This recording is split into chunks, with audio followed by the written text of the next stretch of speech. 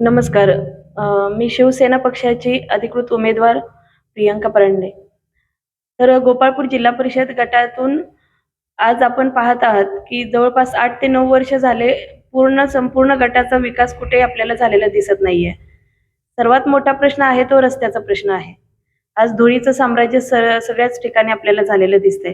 जिल्हा परिषदेच्या माध्यमातून ज्या काही योजना आहेत, रस्त्याच्या असतील, पाण्याच्या संदर्भात असतील किंवा इतर विकासाच्या संदर्भात महिला सक्षमीकरणाकरता काही योजना असतील. लोकप्रतिनिधी नसल्याकारणाने किंवा लोकप्रतिनिधीच्या कामाचा अभाव असल्या कारणाने कुठेच आपल्याला विकास झालेला दिसत नाही आणि तीच विकासाची जी दरी पडलेली आहे ती मी भरून काढण्याचा 100% प्रयत्न करणार आहे. तुम्हाला विरोधक प्रत्येक गोष्टीतून आव्हान केले जाते की कालच जयकुमार गोरे म्हणले की बाबा आमचे उमेदवार भाजपचे निवडून दिले तर आम्ही निधी देऊ, नाहीतर आम्ही निधी देऊ शकत नाही. ह्याच्यावर तुमची काय प्रतिक्रिया? माझं गोरे साहेबांना एकच सांगणं आहे, ज्या पद्धतीने भाजप सत्तेमध्ये आहे त्याच पद्धतीने शिवसेना पक्ष देखील सत्तेमध्ये आहे. आज तुमच्याकडे ग्रामविकास खातं असेल तर आमच्याकडे देखील नगरविकास खातं आहे. त्याच्यामुळे हा विचार देखील त्यांनी हा केला पाहिजे, की कुणीच कुणाची अडवणूक इथे करून चालणार नाही. जर आपण खालच्या लेव्हलला जरी ही निवडणूक असेल तर वरच्या लेव्हलमध्ये स्वतः सीएम साहेब असतील, डीसीएम साहेब असतील, ते एकत्रित सर्व डिसिजन घेतात आणि ह्या गोष्टीचा कोणताही इम्पॅक्ट मला वाटत नाही, की या निवडणुकीवर किंवा त्यांच्या बोलण्याचा कुठलाच इम्पॅक्ट जनतेवरती पडेल. मला असं वाटतंय का मतदार सुज्ञ आहे, काय परिवर्तन होईल? हो, नक्कीच. कारण पाठीमागील काळ जरी थोडासा ज्ञानाचा अभाव असेल लोकांमध्ये, तरी आज सोशल मीडियाचा जमाना आहे. जनतेला समजते की 24/7 कोण काम करू शकते, कोण बाहेर पडू शकतं. आज मी एक मुलगी असून ठामपणे मी इथे निवडणुकीला उभे आहे. पूर्ण जिल्ह्यातील संपूर्ण शिवसेना पक्षाच्या नेत्याने असतील, कोणीही माझ्या सपोर्टला उभे नाहीये. जिल्ह्यातील कुठलेही नेते आज माझ्या सपोर्टला उघडपणे उभे नाहीयेत. तरी देखील मी आज निवडणुकीला एकटी सामोरे जाते. माझं होम टू होम प्रचार कंप्लीट झालेला आहे. जनतेपर्यंत, प्रत्येक घरापर्यंत मी आज धनुष्यबाण एकनाथजी शिंदे साहेबांची लाडकी बहीण, एक धनुष्यबाण साहेबांचा मी पोहोचवलेला आहे आणि जनता सुज्ञ आहे, लोकांना माहिती आहे. जसं आपण पहिलं म्हणत होतो, की ज्याची खावी पोळी त्याचीच वाजवावी टाळी. परंतु इथे असं होणार नाही. पोळी कुणाचीही खा, मात्र टाळी मात्र एकनाथजी शिंदे साहेबांचीच वाजवली जाईल. विरोधकांना नाही आता सक्षम आहे. हो, बरोबर आहे. तेही सक्षम आहेत. त्यांनी त्यांच्या पद्धतीनं त्यांचा प्रचार यंत्रणा असेल, त्यांचं विजन ते सांगत आहे. परंतु हा जनतेचा कौल एकनाथजी शिंदे साहेबांकडे आहे. ही निवडणूक ही विकासाची निवडणूक आहे आणि जेव्हा शिंदे साहेब मुख्यमंत्री होते, तेव्हा साहेब फक्त 3 ते 4 तास झोपत होते. हे सर्व जनतेला माहिती आहे. कारण एवढा वेळ अगदी कार्यकर्त्याला पहाटेपर्यंत भेटणारा मुख्यमंत्री म्हणलं तर एकनाथजी शिंदे साहेबच होते आणि साहेबांचाच वसा घेऊन आज मी राजकारणामध्ये उतरले आहे.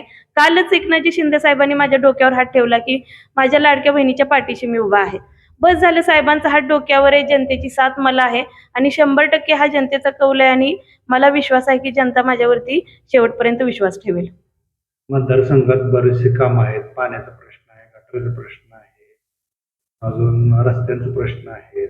बरोबर. त्याच्याविषयी काय आपलं प्रतिक्रिया? हां. जनतेने मला संधी दिली, तर 100% मी लोकप्रतिनिधी म्हणून ह्या सर्वच प्रश्नांवरती माझ्या पद्धतीनं मी विकास कामे करून घेणार आहे.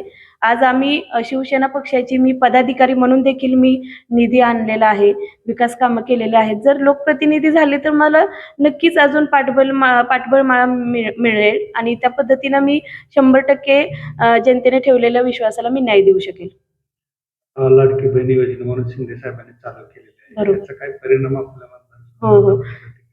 हां, लाडकी बहीण योजना ही एकनाथजी शिंदे साहेबांनी चालू केली आहे. विरोधकांनी काही प्रचार करू द्या. परंतु लाडकी बहीण म्हणले का लाडका भाऊ म्हणजे एकनाथजी शिंदे साहेबांचं नाव सगळ्या लाडक्या बहिणींच्या मुखावरती आज आलेलं आपण पाहतोय. आज मी होम टू होम देखील मी सर्व घरापर्यंत पोहोचली, सर्व गावापर्यंत पोहोचली. तर लोकांमधून अक्षरशः इतक्या आनंदाने आमचं स्वागत केलं जातं. अगदी हळदी-कुंकू लावणं असेल, आरती करणं असेल किंवा या ताई चहा घ्या. म्हणजे प्रत्येक घरापर्यंत आपल्याला हा जो रिस्पेक्ट आहे, तो केवळ एकनाथजी शिंदे साहेबांच्या लाडकी बहीण योजना असेल किंवा इतर चांगल्या कार्यामुळे आज आम्हाला मिळालेलं इथे दिसतोय.